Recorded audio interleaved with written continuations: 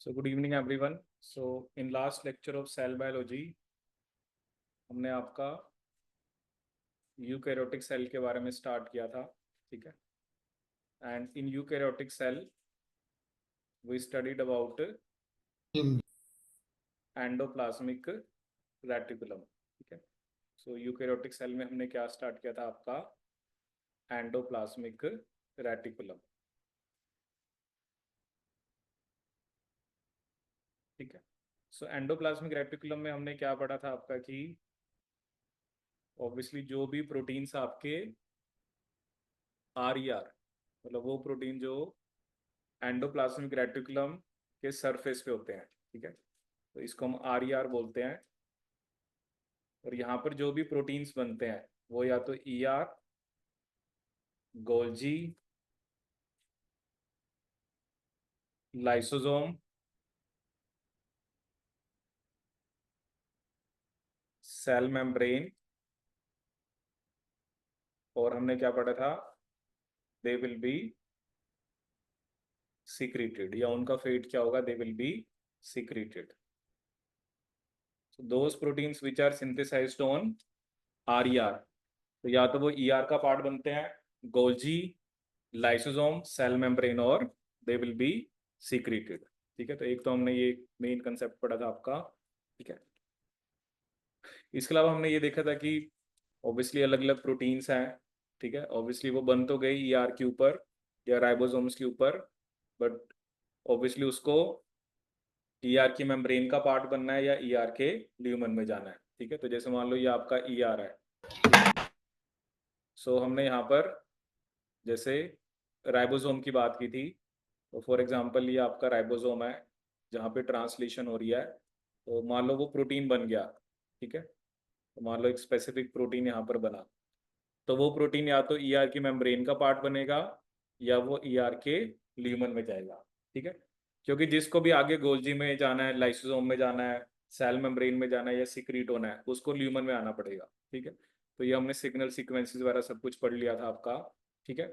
तो जनरली अगर हम बात करें तो वो प्रोटीन्स जो ER के ल्यूमन का पार्ट बनते हैं, ठीक है, किसका पार्ट बनते हैं, ER के ल्यूमन का, उनके ऊपर जो सिग्नल होता है वो होता है KDEL। क्या सिग्नल होता है, KDEL, K lysine, D aspartic acid, E glutamic acid और L ल्यूसिन।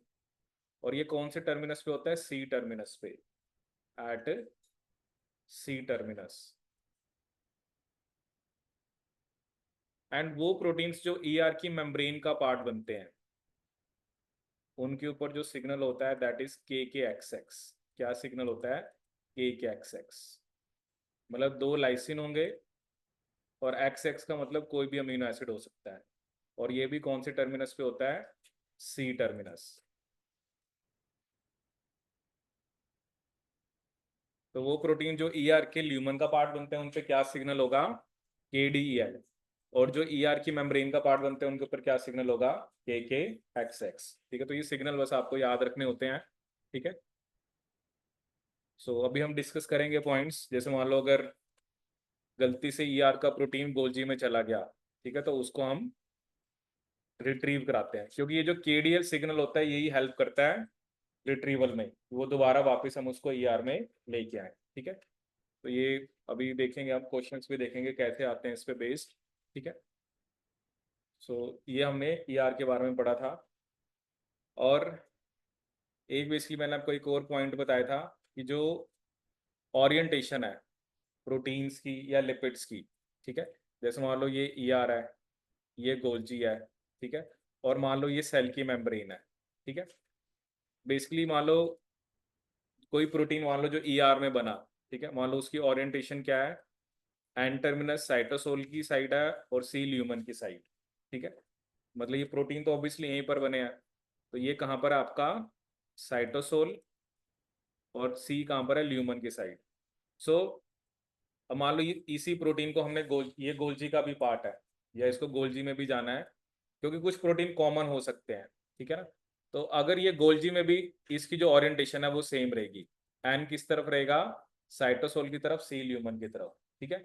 लेकिन अगर ये प्रोटीन सेल की मेम्ब्रेन का पार्ट बना तो उसमें एन कहाँ होगा, साइटोसोल की तरफ, सी होगा एक्स्ट्रा सेलुलर। मतलब आप देखो ना, तीनों केसेस के अंदर एन किस तरफ है आपका, साइटोसोल की साइड है। और जो डोमेन ल्यूमन की साइड था, अगर वो सेल की मेम्ब्रेन में, देखो प्रोटीन सब ईआर पे ही बन के आने हैं, ठीक है। अगर उसकी ईआर में ओरिएंटेशन ऐसी है तो गोल्जी में भी वैसी ओरिएंटेशन रहेगी, और सेल की मेम्ब्रेन में भी ओरिएंटेशन आपकी वैसी रहेगी, ठीक है। वो चाहे आप प्रोटीन्स की बात करो चाहे लिपिड्स की, ये एक इंपॉर्टेंट एस्पेक्ट होता है कि जो प्रोटीन्स और लिपिड्स की ओरिएंटेशन है, ठीक है। जैसे मान लो मैंने कोई लिपिड बनाया यहाँ पर, जैसे मैंने एक लिपिड बाइलेयर में एक लिपिड ये है और दूसरा लिपिड ये है, ठीक है। तो अगर ये गोल्जी के मेम्ब्रेन में है तब भी सेम ओरिएंटेशन होगी, ठीक है। कि ब्लू वाला आपका एक्स्ट्रा सेलुलर लीफलेट में है, मतलब साइटोसोल वाली साइड है, ये ल्यूमन वाली साइड है। अगर ये दोनों लिपिड सेल की मेम्ब्रेन का भी पार्ट हुए तो क्या होगा, ब्लू वाला इनर लीफलेट में होगा, लेकिन जो ग्रीन वाला है वो कहाँ पर होगा आपका, आउटर लीफलेट में। क्योंकि सेल मेम्ब्रेन तो क्या होती है, लिपिड बाइलेयर है, ठीक है। तो लिपिड्स में भी ये कंडीशन एप्लीकेबल है, ठीक है। तो जैसे ये ईआर है ना, ईआर की आउटर लीफलेट इनर, गोल्जी की आउटर इनर। अब क्या है ना, जो ब्लू वाला है वो साइटोसोल की तरफ है, तो अगर वो लिपिड सेल की मेम्ब्रेन में भी होगा तो वो यहीं पर होगा। देखो प्रोटीन लिपिड सारे बन के कुछ ईआर में बनते हैं, कुछ गोल्जी में बनते हैं, ठीक है। तो जैसी ओरिएंटेशन उनकी ईआर गोल्जी में है, वैसी ही ओरिएंटेशन आपको कहाँ पर देखने को मिलेगी, सेल मेम्ब्रेन के अंदर, ठीक है। This is also very important concept, ठीक है। तो ये आपको अच्छे से ध्यान रखना है, ठीक है। चलिए अब नेक्स्ट टॉपिक जो हमने पढ़ना है, that is basically your functions, कि ईआर के क्या फंक्शंस हैं। What are the different functions of endoplasmic reticulum, functions of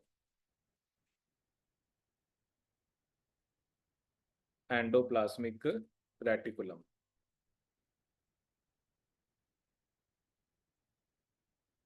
functions of endoplasmic reticulum, ठीक है। अब ईआर के क्या क्या फंक्शंस हैं। पहला फंक्शन यहाँ पर है आपका प्रोटीन की फोल्डिंग। तो ऑब्वियसली जो भी प्रोटीन आपका बना है उसकी फोल्डिंग यहाँ पर होती है, ठीक है ना। क्योंकि अगर प्रोटीन की फोल्डिंग अगर ठीक से नहीं हुई तो वो प्रोटीन किसी काम का नहीं है। तो पहला काम यहाँ पे प्रोटीन की फोल्डिंग है। और अभी हम पढ़ेंगे, जैसे एक होते हैं चैपेरोन्स, वो स्पेसिफिकली रिस्पॉन्सिबल होते हैं प्रोटीन की फोल्डिंग के लिए, ठीक है। जैसे इसमें एक हम बोलते हैं HSP70, और इस फैमिली में एक प्रोटीन आता है जिसका नाम होता है BIP। ये अभी हम डिस्कस करेंगे, चैपेरोन्स, ठीक है। पहला काम है प्रोटीन की folding. Second, assembly of multi subunit protein. जैसे अब कुछ प्रोटीन्स ऐसे होते हैं ना जिनके अंदर मल्टीपल सब यूनिट्स हैं, so assembly of multi subunit protein. जैसे मान लो हीमोग्लोबिन होता है, अब हीमोग्लोबिन के अंदर क्या है, लाइक 2 अल्फा एंड 2 बीटा है। तो अल्फा अलग बना है, बीटा अलग बना है, तो ऑब्वियसली उन अल्फा बीटा को हमें ज्वाइन करना पड़ेगा। तो वो भी कहाँ पर होगा, ईआर के अंदर, ठीक है। तो ये असेंबली भी यहाँ पर होती है। Third point is disulphide bond formation. Obviously आप देखते हो कि जो सब यूनिट्स हैं, या जैसे हम एंटीबॉडी का स्ट्रक्चर पढ़ते हैं, तो एंटीबॉडी के अंदर जैसे दो हैवी चेन होती हैं, दो लाइट चेन होती हैं, तो उनके बीच में डाइसल्फाइड बॉन्ड होता है। तो डाइसल्फाइड बॉन्ड फॉर्मेशन भी कहाँ पर होती है, आपके ईआर में, जिसे हम क्या बोलते हैं आपका, और जो एंजाइम यहाँ पर होता है उसका नाम होता है आपका protein disulphide isomerase. Protein disulphide isomerase, protein disulphide isomerase. This enzyme is responsible for disulphide bond formation, ठीक है। और इसके अलावा यहाँ पर हम एक ग्लाइकोसाइलेशन पढ़ेंगे, जिसे बोलते हैं हम आपकी एनलिंक्ड ग्लाइकोसाइलेशन। क्या बोलते हैं हम आपकी, एनलिंक्ड ग्लाइकोसाइलेशन। तो एनलिंक्ड ग्लाइकोसाइलेशन भी कहाँ पर होती है आपकी, ईआर में, एनलिंक्ड ग्लाइकोसाइलेशन। तो प्रोटीन की फोल्डिंग हो रही है, मल्टी सब यूनिट प्रोटीन की असेंबली हो रही है, disulphide bond formation and N-linked glycosylation. ठीक है, तो अभी हम देखेंगे एन-लिंक्ड में बेसिकली क्या होता है। एक स्पेसिफिक सीक्वेंस होता है, एस्पाराजीन एक्स सीरिन थ्रियोनिन। तो एक स्पेसिफिक अभी हम देखेंगे कि जो एस्पाराजीन है इसके साथ शुगर्स लगती हैं। ठीक है, और ये जो एक्स है, एक्स आपका प्रोलिन और हाइड्रोक्सी प्रोलिन नहीं होना चाहिए। ठीक है, एक्स क्या नहीं होना चाहिए, प्रोलिन और हाइड्रोक्सी प्रोलिन। ठीक है, और जो नंबर ऑफ शुगर्स अटैच होती हैं उनका नंबर होता है 14। कितनी शुगर्स अटैच होती हैं, 14। एंड आउट ऑफ 14 आपकी जो होती हैं बेसिकली अलग अलग टाइप की शुगर्स होती हैं। इसके अंदर 2 एन-एसिटाइल ग्लूकोसामीन, दो कौन सी शुगर्स होती हैं, N acetyl glucosamine. Then we have 9 mannose, और 3 क्या होती हैं आपकी, ग्लूकोस। 3 क्या होती हैं आपकी, ग्लूकोस। ये 14 शुगर्स अटैच होती हैं। ये भी मैं आपको सब डायग्राम की हेल्प से दिखाऊंगा। और ये 3 ग्लूकोस तो बाद में हट भी जाती हैं जब वो ईआर में ही होता है। बट टोटल कितनी शुगर्स ऐड होती हैं, 14। कितनी शुगर्स ऐड होती हैं, 14। ठीक है, अब ये सब फंक्शंस आपको याद रखने हैं ईआर के। सो अब जैसे सबसे पहले मैंने आपको बताया प्रोटीन की फोल्डिंग। ठीक है, अगर प्रोटीन की फोल्डिंग ठीक से नहीं होती वो प्रोटीन किसी काम का नहीं है। ठीक है, क्योंकि अदरवाइज जैसे हम कुछ डिजीज की भी बात करते हैं, जैसे हम एक वर्ड यूज करते हैं प्रायोन्स। प्रायोन्स क्या होते हैं आपके, एक तरह से इन्फेक्शियस प्रोटीन्स। इन्फेक्शियस प्रोटीन्स, तो मतलब कई बार तो क्या होता है ना, प्रोटीन की फोल्डिंग ठीक ना होने की वजह से उसकी वजह से भी डिजीज होती है। ठीक है, जैसे इसमें हम जो प्रायोन्स में एक डिजीज का एग्जांपल जो हम लेते हैं that is your mad cow disease. ये तो चलो कैटल्स में होती है। और अगर हम ह्यूमंस में बात करें, ह्यूमंस के अंदर होते हैं क्रूसफेल्ड जैकब डिजीज या सीजे डिजीज, विच इज द, मतलब ये मैड काउ जैसे कैटल्स में होती है, क्रूसफेल्ड जैकब किस में होती है, ह्यूमंस में। ठीक है, एक हम इसमें जैसे एल्जाइमर भी लिखते हैं। एल्जाइमर में भी हम यही कहते हैं कि प्रोटीन की फोल्डिंग सही नहीं होने की वजह से ये डिजीज हो जाती है, एल्जाइमर डिजीज।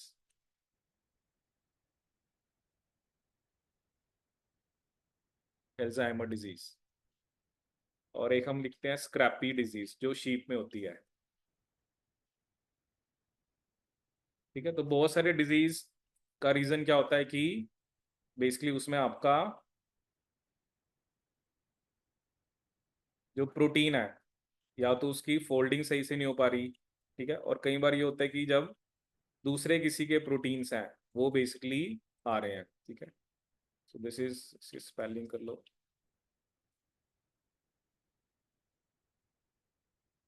Alzheimer's disease. तो ये किस वजह से होती है कि मान लो प्रोटीन की फोल्डिंग सही से नहीं हुई। ठीक है, तो बेसिकली आपके जो प्रायोन्स, ये कुछ डिजीज के नाम है जो प्रायोन्स की वजह से होते हैं। ठीक है, अब जैसे मैं आपको एग्जांपल देता हूँ यहाँ पे। अगर मान लो क्या होता है ना, अगर प्रोटीन की फोल्डिंग ठीक से नहीं हो रही है, ठीक है, जैसे मान लो एक प्रोटीन है, फॉर एग्जांपल ये है, अब इसकी फोल्डिंग होनी है, तो ये जो बीआईपी है ना, जो भी मैंने आपको बताया चैपेरोन, वो इसके साथ अटैच होता है।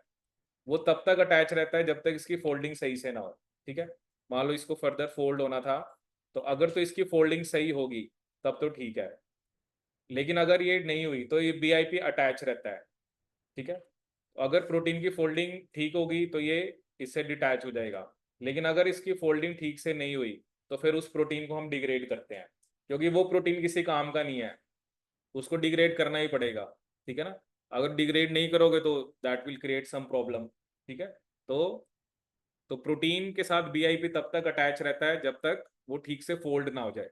ठीक है ना, क्योंकि अगर हो गया तो ठीक है, अगर नहीं ठीक से फोल्डिंग हुई तो उस अनफोल्डेड प्रोटीन को हम क्या करा देते हैं, डिग्रेड करा देते हैं। ठीक है, जैसे एक और एग्जांपल मैं आपको देता हूँ। सो बेसिकली हमारे अंदर जैसे ना बी सेल्स होते हैं, कौन से सेल्स होते हैं? B cells. अब बी सेल का काम क्या होता है? एंटीबॉडी बनाना, ठीक है ना। ऑब्वियसली इम्यून सिस्टम में हम पढ़ते हैं कि बी सेल किसके लिए रिस्पॉन्सिबल होते हैं? Antibodies. B cells are responsible for humoral immunity, और वो क्या बनाते हैं? एंटीबॉडीज, ठीक है। अब देखो क्या होता है, एंटीबॉडी के अंदर क्या होती है? दो हैवी चेन और दो ही क्या होती हैं आपकी light chain.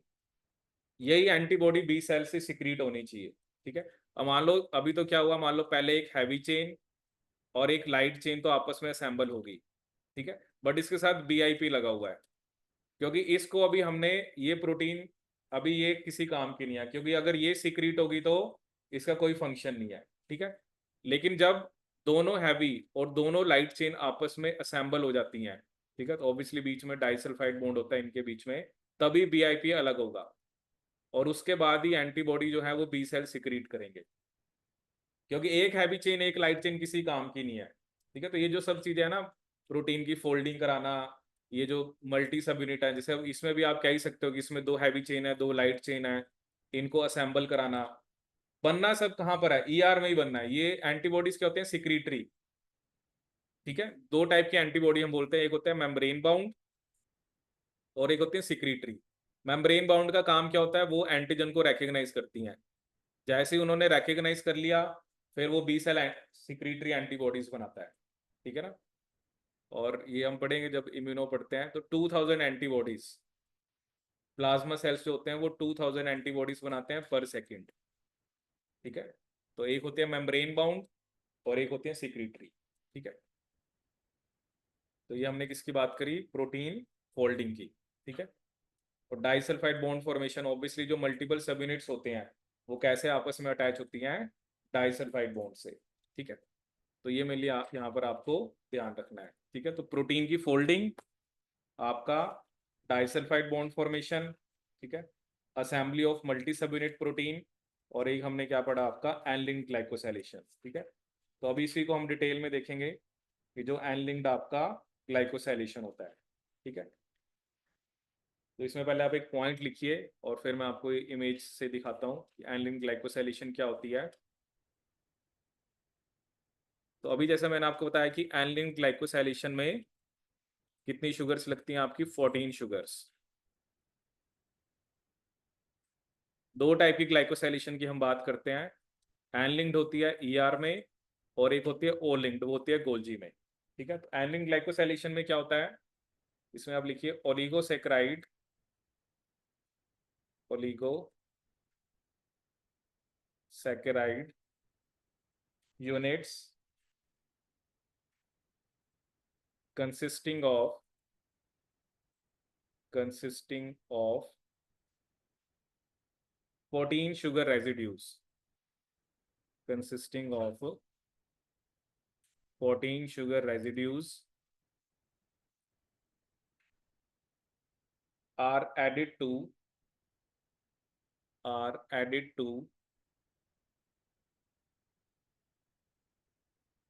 acceptor asparagine residues, asparagine residues of growing polypeptide chain, of growing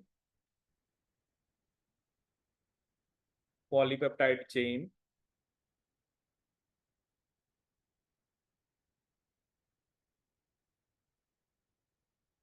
as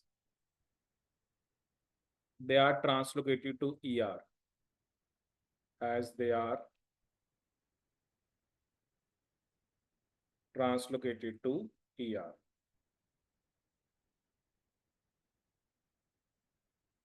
ठीक है। तो सीक्वेंस मैंने आपको बताया था कि एस्पाराजिन एक्स सिरिन थ्रियोनिन, ये वो सीक्वेंस होता है। एन लिंक्ड का मतलब क्या होता है कि एस्पाराजिन के अंदर जो एन होता है उसके साथ शुगर्स लगती हैं, ठीक है, एस्पाराजिन एक्स सिरिन थ्रियोनिन। और एक स्पेसिफिक एंजाइम होता है जिसका नाम होता है oligosaccharyl, oligosaccharyl transferase, oligosaccharyl transferase. ठीक है, क्या नाम है एंजाइम का? ओलिगोसैकेराइल ट्रांसफेरेज, जो क्या ऐड करता है? आपका शुगर को ऐड करता है। ठीक है, तो ये भी हम डिस्कस करेंगे। बाकी ऑब्वियसली ये हम आर ई आर की बात कर रहे हैं, इसके अलावा हम ऑब्वियसली किसकी बात करते हैं? स्मूथ एंडोप्लाज्मिक रेटिकुलम की। Smooth endoplasmic reticulum. तो ऑब्वियसली एससीआर में क्या बनते हैं आपके? लिपिड्स। क्या बनते हैं आपके? लिपिड्स। ठीक है, सो अगर हम एससीआर की बात करें, एससीआर में जनरली अगर मैं आपको लिपिड्स बताऊं, एक तो बनते हैं ग्लिसरोफॉस्फोलिपिड्स। कौन से लिपिड्स बनते हैं? ग्लिसरोफॉस्फोलिपिड्स। ग्लिसरोफॉस्फोलिपिड्स। जैसे लिपिड्स की मेनली दो कैटेगरीज होती हैं, एक होते हैं ग्लिसरो, एक होते हैं स्फिंगो। ग्लिसरोफॉस्फोलिपिड्स में जैसे हम बात करते हैं फॉस्फेटिडाइल कोलिन, ये अलग अलग ग्रुप्स इनके साथ लगे होते हैं, फॉस्फेटिडाइल कोलिन। और कुछ में होता है फॉस्फेटिडाइल इथेनोलामीन। इथेनोलामीन, जैसे फॉस्फेटिडाइल सेरीन हो गया, and we can have phosphatidyl inositol. ये सब ग्लिसरोफॉस्फोलिपिड्स की टाइप्स होती हैं। ठीक है, दूसरा यहाँ पे बनता है कोलेस्ट्रॉल। कोलेस्ट्रॉल। और थर्ड यहाँ पे बनता है सिरामाइड। सिरामाइड क्या होता है? It is parent of all sphingolipids. Third क्या बनता है? Ceramide. Ceramide is a parent of all sphingolipids. जितने भी स्फिंगोलिपिड्स हैं वो किससे बनते हैं? आपके सिरामाइड से। ठीक है, it is a parent of all sphingolipids. तो सिरामाइड तो कहाँ पर बनता है? एससीआर में। बट और जो स्फिंगोलिपिड्स की टाइप्स होती हैं वो कहाँ पर बनती हैं? गोल्जी में। ठीक है, तो ये तीन आप लिपिड्स का नाम याद रखना। ठीक है, तो ग्लिसरोफॉस्फोलिपिड, कोलेस्ट्रॉल एंड सिरामाइड। और इसके अलावा जैसे ऑब्वियसली वो स्पेसिफिक ऑर्गन्स, ठीक है, जैसे अगर हम बात करें टेस्टिस की, ovary and liver, ovary and liver, तो इनके अंदर आपको एससीआर ज़्यादा प्रोमिनेंट देखने को मिलता है। जैसे अब टेस्टिस से हार्मोन बनता है टेस्टोस्टेरोन, ओवरी बनाती है एस्ट्रोजन प्रोजेस्टेरोन, तो ये सब लिपिड नेचर के होते हैं। ठीक है, so they contain enzymes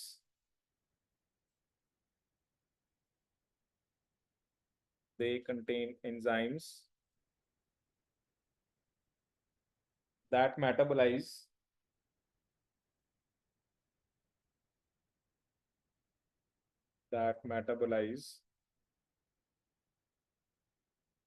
various lipid soluble compounds, various lipid soluble compounds।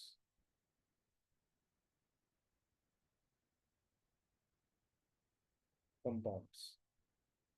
ठीक है, तो ऑब्वियसली एससीआर का जो मेन मैकेनिज्म है या एससीआर का जो मेन फंक्शन है, that is related to lipids, उनको मेटाबोलाइज करना या नए नए लिपिड्स आपके बनाना। ठीक है,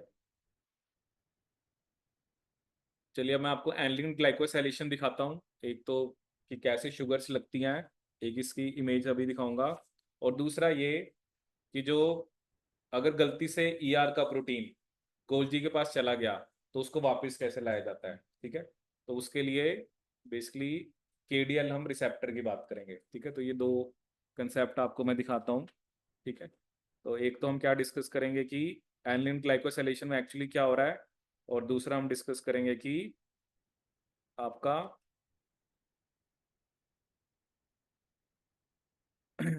जो केडीएल सिग्नल, ठीक है, ये बड़ा इंपॉर्टेंट सिग्नल है।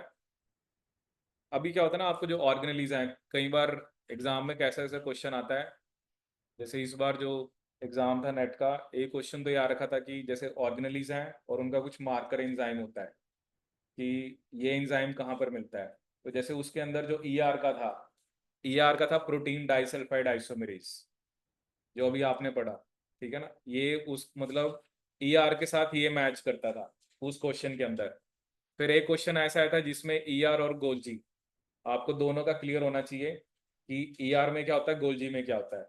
जब वो क्लियर होगा तभी आप उस क्वेश्चन को कर पाओगे, ठीक है। तो ये अभी हम करेंगे आगे डिस्कस, क्योंकि पहले आपको, जैसे उसमें 4 ऑर्गेनेली थी, ER, गोल्जी, एक था आपका लाइसोसोम और एक माइटोकॉन्ड्रिया। तो इसलिए होता है ना, आपको हर एक ऑर्गेनेली का पता हो कि किसमें क्या हो रहा है। तो उसके अंदर ER का यही था कि प्रोटीन डाइसल्फाइड आइसोमेरेज, ठीक है। तो चलिए देखते हैं एक दो कंसेप्ट, ठीक है। So this is related to your protein glycosylation in ER। अब ये देखो ना, ये आपका प्रोटीन जैसे बन रहा है, ठीक है। अब देखो ये एस्पाराजीन है, ये उसने क्या शो करा हमें, एस्पाराजीन, ठीक है, एक स्पेसिफिक एस्पाराजीन शो करा है, ठीक है। अब देखो हो क्या रहा है कि ये जो प्रोटीन के अंदर एस्पाराजीन है, और आप यहाँ पे देख रहे हो एक ना, एक ये डॉलीकॉल है, एक तरह से ये एक तरह से लिपिड कैरियर होता है, इसके साथ शुगर्स लगी हुई हैं, ठीक है। शुगर्स कौन कौन सी बताई थी मैंने आपको, 2 एनासिटाइल ग्लूकोसामीन, जो आप देख रहे हो आपको ब्लू कलर में दिख रही हैं, ये 9 मैनोज हैं, ठीक है। आप काउंट भी कर सकते हो अगर आपने करना है तो, कितनी मैनोज हैं आपकी, 9, 1 2 3 4 5 6 7 8 9, और 3 ग्लूकोज, ठीक है।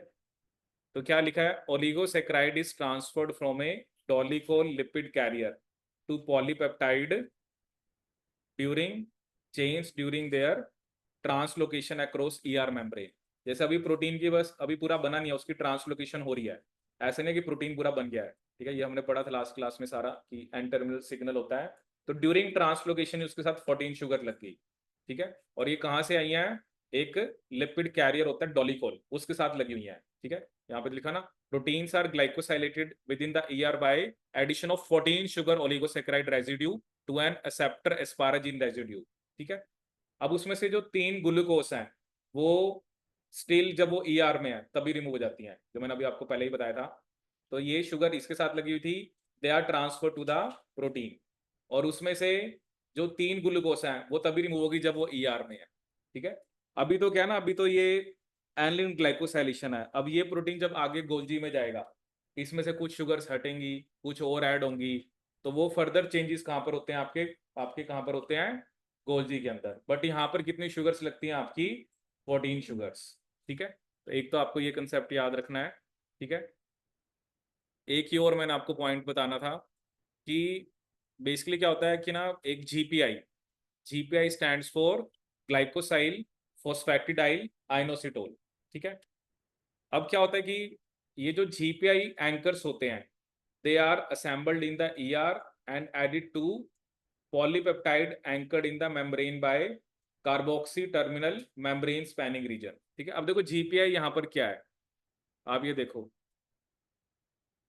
अब जैसे ना मान लो ये एक प्रोटीन है, ठीक है। अब ये जैसे आप देख रहे हो यहाँ पर ये एक लिपिड है, ऑब्वियसली ये जो आपको दिख रहा है this is a lipid, this is a sugar, और ये इथेनोलामीन, ठीक है। अब क्या होता है ना, देखो क्या कोई भी प्रोटीन है, अगर उसको मेम्ब्रेन में एम्बेडेड रहना है तो उसमें एक ट्रांस मेम्ब्रेन रीजन होना चाहिए। लेकिन ये जो होता है ना, ये जो हम बात करें जीपीआई की, एक्चुअली क्या होता है, ये इथेनोलामीन जो है ना वो यहाँ पे आके इसके साथ लिंक हो जाता है, और ये जो पार्ट मेम्ब्रेन वाला है ना ये कट हो गया। आप देखो ना फाइनल क्या है, फाइनली जो आपने बनाया है उसमें ये इथेनोलामीन ने इसके साथ बॉन्ड बना लिया, ठीक है। अब ये वो प्रोटीन का पार्ट है, ये आप देख रहे हो कि ये जो कंपोनेंट्स पहले इसके अंदर थे, ठीक है। इसको देखो उन्होंने क्या शो कर रखा है आपका, that is your fatty acid chains, ये फैटी एसिड चेन है। देखो कोई भी प्रोटीन है ना, ये आपको एक कंसेप्ट में बताता हूँ, जैसे मान लो ये आपने सेल की मेम्ब्रेन है, अब वो दो तरीके से मेम्ब्रेन में रह सकता है, ठीक है। जनरली जो प्रोटीन्स होते हैं उनके अंदर ट्रांस मेम्ब्रेन रीजन होना चाहिए, ठीक है ना। ट्रांस मेम्ब्रेन रीजन का मतलब क्या है कि जैसे ये एक पोर्शन होना चाहिए जिसकी वजह से वो मेम्ब्रेन में एम्बेडेड रहते हैं, और ये जनरली हाइड्रोफोबिक होता है। अब दूसरा क्या होता है, कई प्रोटीन्स में ना लिपिड लग जाते हैं, ये तो चलो एक एग्जांपल है ही सही। तो जैसे एक प्रोटीन है, उसके साथ कौन सी चेन लगी है, एक fatty acid chain. Now this fatty acid chain will help to जिसकी वजह से इस फैटी एसिड चेन की वजह से जो प्रोटीन है, क्योंकि लिपिड वाली चेन तो मेम्ब्रेन में एम्बेड होगी और प्रोटीन आपका ये लगा हुआ है, ये भी एक टॉपिक होता है प्रोटीन लिपिडेशन। लिपिडेशन में हम बात करते हैं पाल्मिटोइलेशन, जैसे पाल्मिटिक एसिड में 16 कार्बन होते हैं, मिरिस्टिक एसिड होता है, ये एक टॉपिक होता है जिसे बोलते हैं प्रोटीन लिपिडेशन। ठीक है, तो अगर किसी प्रोटीन के अंदर ट्रांस मेम्ब्रेन रीजन नहीं है तो उसके ऊपर हम क्या लगा देते हैं, उसके अंदर हम एक फैटी एसिड चेन लगा देते हैं। ठीक है ना, क्योंकि मेम्ब्रेन का नेचर कैसा होता है, हाइड्रोफोबिक। ठीक है ना, मेम्ब्रेन का नेचर कैसा होता है, हाइड्रोफोबिक। तो जो हाइड्रोफोबिक है वही मेम्ब्रेन के अंदर स्टे कर सकता है। अब जैसे ये एक स्पेशल होता है कि जो जीपीआई वाले प्रोटीन होते हैं, ठीक है, आप देख सकते हो यहाँ पर उसने क्या शो कर रखा है, GPI anchors are assembled in the ER and, मतलब ये एक तरह से जो है ना, ये आपका जो पूरा ओलिगोसेक्राइड, इथेनोलामीन और ये लिपिड, ये एक तरह से जीपीआई है। They are assembled in the ER, देखो पहले असेंबल हुए, उसके अंदर फैटी एसिड चेन है, ओलिगोसेक्राइड और इथेनोलामीन है। ठीक है, they anchored in the membrane by carboxy terminal membrane spanning region. ठीक है, तो carboxy terminal membrane spanning region, membrane spanning region is cleaved. ठीक है, अब देखो क्या है, ये मेम्ब्रेन स्पैनिंग जो रीजन था वो इसका क्लीव हो गया, and then new carboxy terminus is join to the NH2 group of ethanolamine. ये देखो ये इथेनोलामीन का NH2 ग्रुप है। वैसे तो देखो ना, जो ओरिजिनली प्रोटीन है उसका सी टर्मिनस देखो कहां पर है, ये है, ये सी टर्मिनस है, इसको यहाँ पे क्लीव कराया गया। अब नया सी टर्मिनस ये होगा जो यहाँ पे कट करने के बाद आएगा, यहाँ पे कट करने के बाद ये जो टर्मिनस होगा ना, ये सी टर्मिनस होगा, इसके साथ इथेनोलामीन के NH3 पॉजिटिव ने बॉन्ड बना लिया। ठीक है ना, क्योंकि जब हम बॉन्ड की बात करते हैं ना तो यही बोलते हैं ना कि अमीनो एसिड का NH2 और पहले वाले अमीनो एसिड का COH एमाइड बॉन्ड बनाते हैं। तो यहाँ पर क्लीव होगा, इसको क्लीव किया जाता है और इथेनोलामीन का NH3 इसके साथ बॉन्ड बना लेता है। ठीक है, तो उसके बाद उसने क्या लिखा यहाँ पर, द मेम्ब्रेन जो स्पैनिंग रीजन है वो उसने क्या लिख दिया, वो क्लीव हो गया। वो कैसा हो गया आपका, cleave. The membrane spanning region is cleaved and the new carboxy terminus is joined to the NH2 group of ethanolamine, leaving the protein attached to membrane by GPI anchor। यहाँ पर जो ये प्रोटीन देखो आपका ये है, ठीक है, और ये एक जीपीआई एंकर की वजह से मेम्ब्रेन में एम्बेडेड है, जिसमें दो फैटी एसिड चेन है, एक link to inositol head group, एक ओलिगोसेक्राइड पोर्शन है जिसके अंदर मैनोज और ग्लूकोसामिन रेजिड्यूज हैं। ठीक है, वो ये स्ट्रक्चर है जो आपने बनाया यहाँ पर, ये आप देख रहे हो ना, ये फैटी एसिड चेन है प्लस उसमें ओलिगोसेक्राइड है। ठीक है, और साथ में इथेनोलामीन लगा हुआ है, तो ये एक तरह से जीपीआई है। ठीक है, एग्जाम में पता है क्या क्वेश्चन आता है, अब जैसे ये जो जीपीआई जिस प्रोटीन के साथ लिंक है, ये तो हम ईआर की बात कर रहे हैं, तो ये किस तरफ है आपका, ल्यूमन, ल्यूमन की साइड है, ये किस तरफ है, ईआर के ल्यूमन की साइड। लेकिन अगर ये प्रोटीन सेल की मेम्ब्रेन का पार्ट बनेगा तो ये किस तरफ होगा, जो ये पोर्शन है ना, ये पोर्शन सेल की मेम्ब्रेन में किस तरफ होगा, एक्स्ट्रा सेलुलर।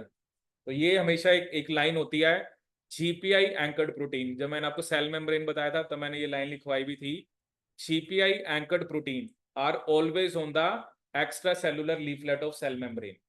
ठीक है, क्योंकि अभी ये ईआर के ल्यूमन में है, अभी तो आपको ऐसा दिख रहा है ना, जब ये प्रोटीन सेल की मेम्ब्रेन में जाके लगेगा तो ये जो आपको NH3 पॉजिटिव वाला पोर्शन दिख रहा है ये मेम्ब्रेन में बाहर की तरफ होगा। जीपीआई एंकर्ड प्रोटीन्स हमेशा एक्स्ट्रा सेलुलर लीफलेट में होते हैं। ये अभी ईआर की बात हो रही है, क्योंकि ये जीपीआई एंकर कहां पे लगाया जा रहा है, ईआर के अंदर। बट जब ये सेल की मेम्ब्रेन में जाके लगेगा तो ये जो पोर्शन आपको दिख रहा है ना, ये बाहर की तरफ होगा। ठीक है, देखो लिपिड है ना, लिपिड के साथ जो अटैच है, अब ये लिपिड कहां पर है, इनर लीफलेट में, ल्यूमन की तरफ है। लेकिन जब सेल की मेम्ब्रेन का पार्ट बनेगा तो एक्स्ट्रा सेलुलर वाली साइड होगा, और एक्स्ट्रा सेलुलर का मतलब क्या है, जीपीआई एंकर्ड प्रोटीन्स कहां पर होंगे, आपके एक्स्ट्रा सेलुलर लीफलेट में। ये एग्जाम में क्वेश्चन आता है कि वो कहीं भी हो सकते हैं, एक्स्ट्रा सेलुलर में होते हैं, इंटर सेलुलर होते हैं, तो they are on extra cellular.